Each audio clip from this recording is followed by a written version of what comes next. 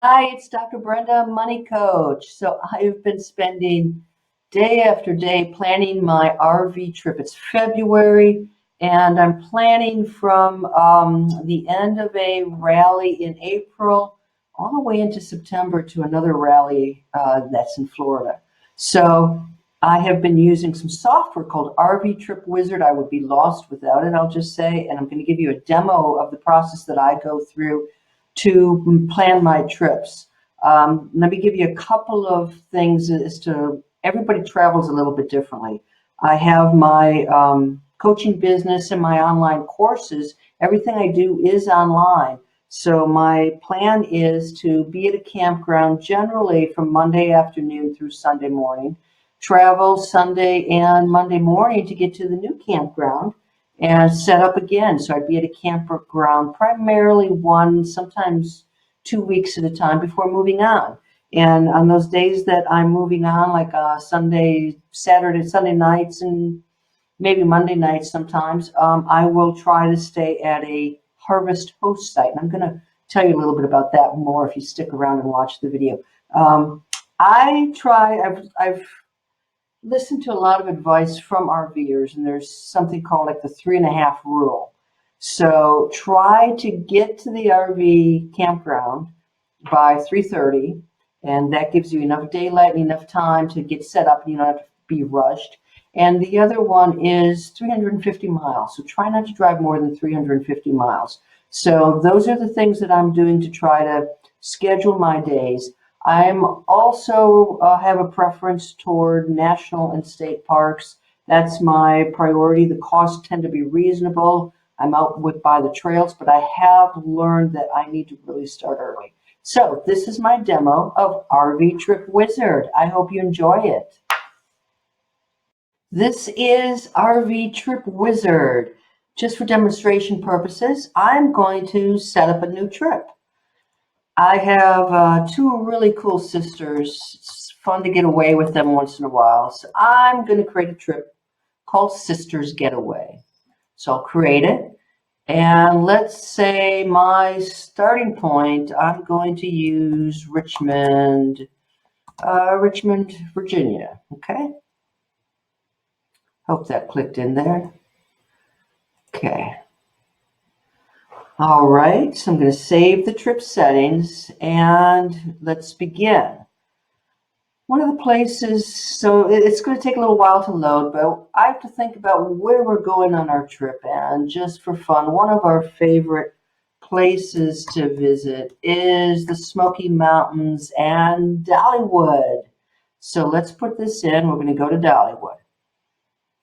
And here you'll start to see some of the campgrounds get populated. The more that I scroll in, the more I can see where everything is. It also gives me attractions. So there's the Titanic Museum attraction, and this Smoky Mountain Alpine Coaster. I have done that. I think I'd like to do it again. So hey, that's pretty cool. Now you'll see these guys on here. When I click on there, those are members of Good Sam's membership, RV membership club. I am a member, so I get 10% discount. So that is something I look for. My preference for most places is to stay at national park or state park facilities. I'm going to scroll out a little bit because here's the Great Smoky Mountains National Park. So you'll see things like this. Here's this is a campground, so I can look in here for more details. It gives me the website, and I can see that this is tent camping and restrooms. This is not a place where I want to be for a week because I really need power in an RV spot. But anyway, I can click on any of these things and get more information and scroll back in to get a better sense of where I might want to stay. It looks like there are a lot of RV resorts in this area. And so let's click on one. Here's one, 3.5 stars. 3.5 stars. I usually try to find something that is 4 stars or more and has a significant number of ratings. If it's 4 or 5 stars and 2 people have rated it, I don't know. That doesn't give a whole lot of credibility. So this one has some really good ratings. You can see it has quite a few photos. Water park. So I'll look through some of the photos. Look at the features. It does have electricity. Not sure about connectivity, but I would check that individually. And here are the reviews, and the reviews are very, very good. Close to Pigeon Forge, yet very quiet. So it also gives you the prices ranging from $35 in December into $72 in June. So you can read more reviews. It'll take you to another website. So Pine Mountain RV Park looks like a winner. So for fun, let's add it to my trip. I'm going to put it in for 5 nights, add it to my trip. And now you can see it is here. I'll scroll out again so you can see the entire scene. Okay? Come on over here. There we go. So Richmond, all the way down to Pigeon Forge. It's 430 miles. That is way beyond my 350-mile limit, and that is too much for me to do in one day. So here's what I tend to do. I belong to Harvest Hosts, and so what I do is I go to Harvest Hosts. What this is there are places that you can spend the night for free. The expectation is that you're going to, maybe it's a winery, maybe you're going to buy a bottle of wine, maybe it's a farm and you're going to purchase some eggs and some cheese, whatever it is, but that's sort of the understanding. And they have some really neat options. So let's say we're going to start with Richmond, Virginia, and we're going to Pigeon Forge.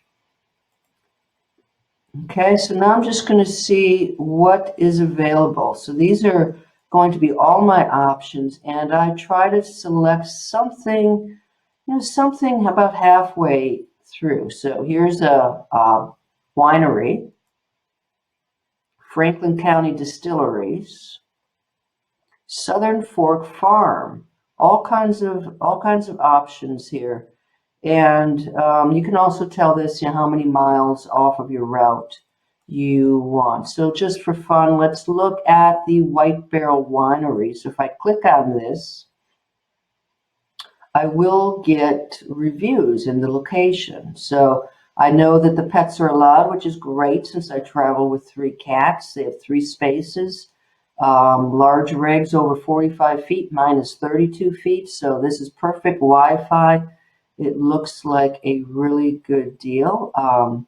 This is quite extensive. I don't see many of them that have this amount of information, but here are the reviews, and so you can see what people had to say about it. So if this looks like someplace I want to stay at, now I have to do a little bit of manipulating. So what I do is I grab the address. Oops. Let's grab it again, grab the complete address, and then I will go back into my RV Trip Wizard. I'm going to copy it and paste it into this. Pops up.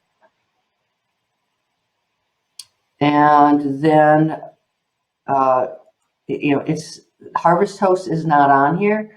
So that's one of the things that you do have to flip back and forth. And I'm going to say this is a winery. So I'm going to add that in my comments. I'm going to add 1 night. I don't want it to be the last stop. I want it to come after Richmond. So I add that to my trip. Now you can see this is much more reasonable. So I'm going to spend 1 night at the winery. That's 218 miles. Another 217 miles on the next day to get to Pigeon Forge. So that's the way I plan it. Every time you add days in here, you can see what day you would arrive at your destination, which has been absolutely critical for me. I want to show you 2 more things because I have ended up on a couple of websites quite a lot. So first of these is Reserve America. I've reserved a number of state park facilities, and a lot of them go through Reserve America. So this is my reservations page. This is two campgrounds in Texas, Indiana Dunes State Park, two state parks in Virginia, and this is a state park in Florida. By the way, a lot of these places are already getting booked up. It's February. You can see I've already booked this one into September. My first choice of a park in Florida was already booked up, and this one only had 3 slots, so I had to move fast. So you can see that I've already booked them. In fact, the shocker for me is the state parks and the national parks, they charge you credit card for the full amount right away. Now they do have, cancellation policies, so if you can't make it, you get your money refunded. But you've got to, my credit card bill is not going to look too pretty the next time. So Reserve America is one of the places where I have spent a lot of time.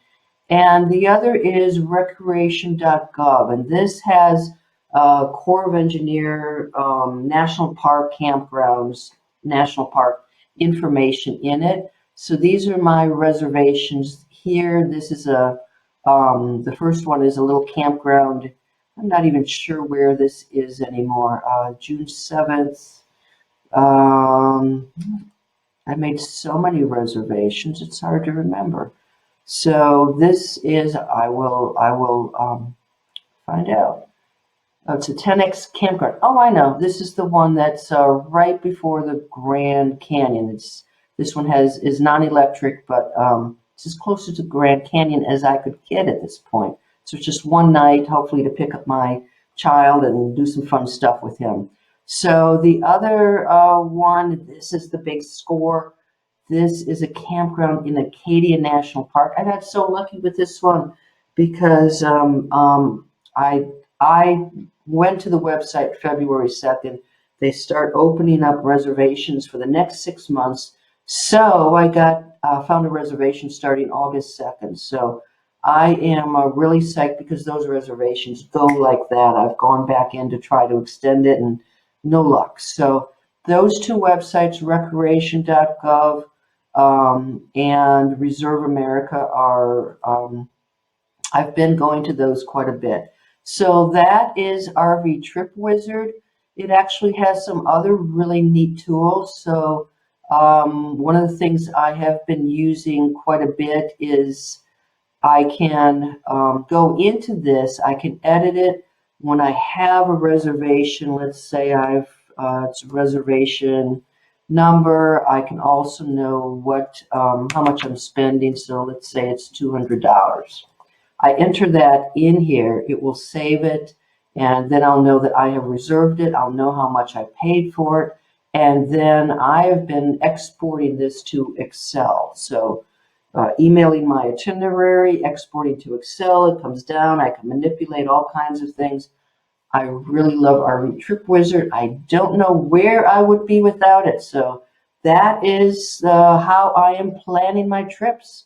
I hope you enjoyed this video, and please subscribe to my channel. Bye.